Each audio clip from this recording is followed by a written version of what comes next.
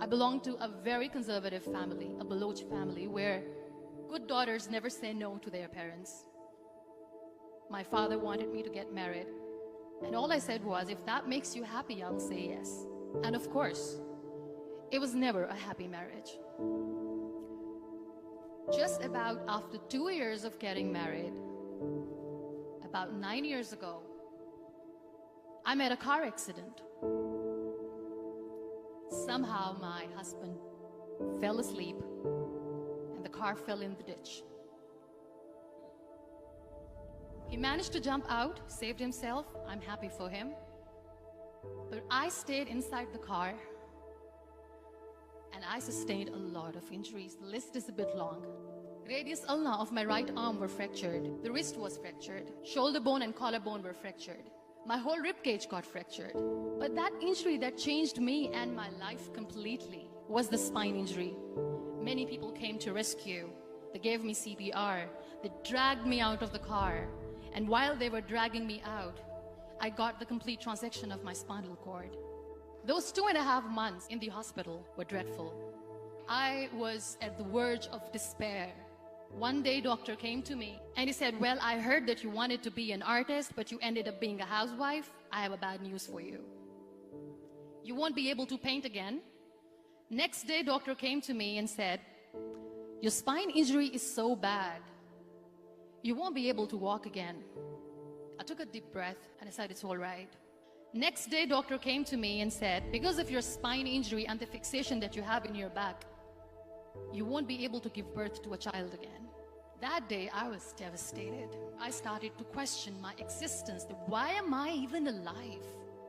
So what kept me going was, one day I asked my brothers, I know I have a deformed hand, but I'm tired of looking at these white walls in the hospital and wearing these white scrubs.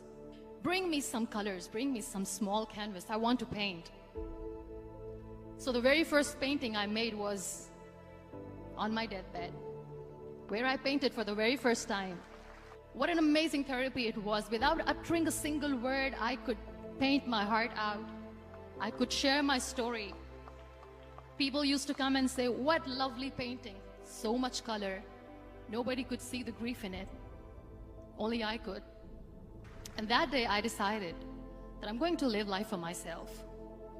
I am not going to be that perfect person for someone. I am just going to take this moment and I will make it perfect for myself. That I'm going to fight my fears. So I wrote down one by one all those fears. And I decided that I'm going to overcome these fears one at a time. You know what was my biggest fear? Divorce. But the day I decided that this is nothing but my fear, I liberated myself by setting him free. And I made myself emotionally so strong that the day I got the news that he's getting married, I sent him a text that I'm so happy for you and I wish you all the best. And he knows that I pray for him today. Number 2 was, I won't be able to be a mother again. And that was quite devastating for me. But then I realized there are so many children in the world, all they want is acceptance. So there is no point of crying, just go and adopt one. And that's what I did.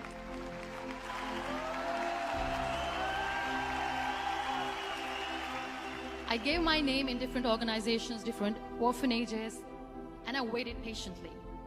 2 years later, I got this call from a very small city in Pakistan.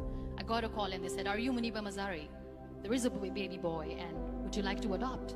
I could literally feel the labor pain. I said, yes, yes, I am going to adopt him. I am coming to take him home. And that day, I was 2 days old, and today he's 6. You know, when you end up being on the wheelchair, what's the most painful thing? People think that they will not be accepted by the people because we, in the world of perfect people, are imperfects. So I decided to appear more in public. I started to paint. I have done a lot of modeling campaigns. I decided that I'm going to join the national TV of Pakistan as an anchor person. I became the National Goodwill Ambassador for UN Women Pakistan, and now I speak for the rights of women, children. I was featured in BBC 100 Women for 2015. I'm one of the Forbes 30 under 30 for 2016.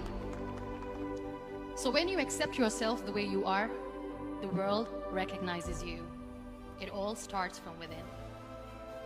We have this amazing fantasy about life. This is how things should work. This is my plan. It should go as per my plan. If that doesn't happen, we give up. I never wanted to be on the wheelchair. Never thought of being on the wheelchair. This life is a test and a trial, and tests are never supposed to be easy. So when you're expecting ease from life, and life gives you lemons, then you make the lemonade, and then do not blame life for that. It is okay to be scared. It is okay to cry. Everything is okay, but giving up should not be an option. They always say that failure is not an option. Failure should be an option, because when you fail, you get up, and then you fail, and then you get up, and that keeps you going. Embrace each and every breath that you are taking. Celebrate your life. Live it. Don't die before your death. Real happiness lies in gratitude. So be grateful, be alive, and live every moment.